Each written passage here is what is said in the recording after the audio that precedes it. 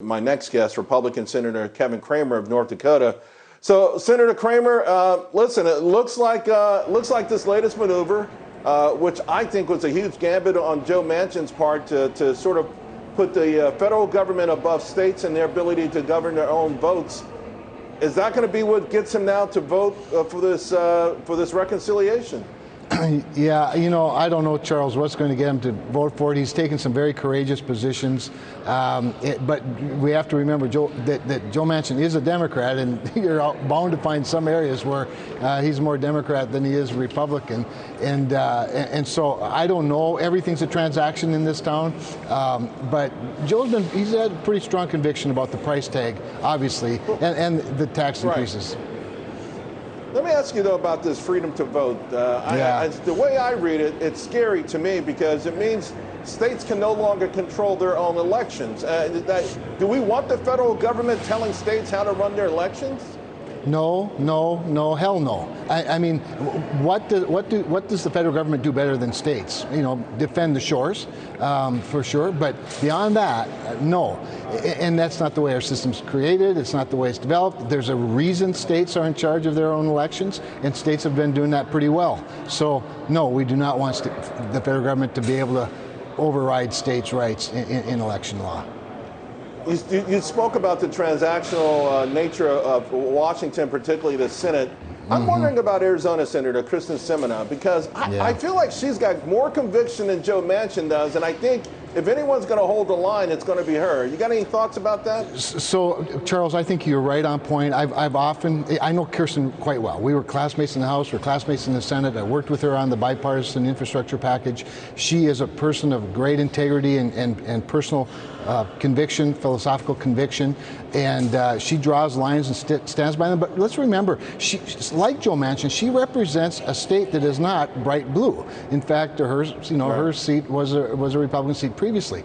And I think, quite honestly, while all the focus has been on Joe Manchin because he's been the most vocal, he's written the op-eds, he's made the Sunday morning statements, there's at least 1, 2, maybe 3 or 4 other Democratic senators who come from purplish states who are on the ballot this next cycle that really can't afford to vote for this package. They just haven't had to say anything up to this point. So, no, I think the Democrats are largely in disarray over this and a number of other things. Let's face it, their titular head of their party, Joe Biden, is in a downward spiral. His handling of the Afghanistan situation is pathetic and tragic, and I just don't think they have a lot of political capital left at the top. No, they still have, Chuck Schumer still has AOC pulling all on his chain and things like that. But other than that, Let me switch topics for a moment because this ongoing global war, particularly in the West against fossil fuels, is a topic obviously you're extremely passionate about being a senator from North Dakota. I'm reading all these stories, like the UK, for instance. They're begging the last remaining coal plants to stay open because wind power has been a bust. But here's the problem. Throughout Europe, electricity costs have gone through the roof. And yet still we have forces right in D.C. that are trying to curtail what we can do with our own natural resources.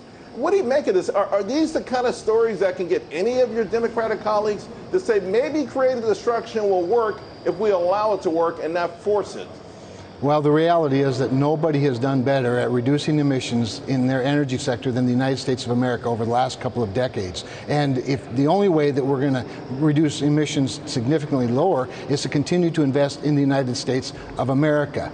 Shutting down coal plants before you have some other baseload fuel source like nuclear, which is also on the outs with these very same people, will only increase emissions because we'll be transferring our emission guilt to some other countries, and it'll make our grid less reliable and energy more expensive, and it'll drive up the cost of everything. Energy costs are a regressive tax, plain and simply, and we absolutely should learn our lesson. I just had a discussion last week in my home state of North Dakota, in Bismarck at the University of Mary, with David Solomon from Goldman Sachs on this very issue, and I'm going to have future discussions. We call them bully pulpit, to talk about the balance of conservation in the environment and the economy and the fossil fuel industry in the United States of America. And innovation is the place to invest, and we have to get everybody in the entire value chain on board with this discussion.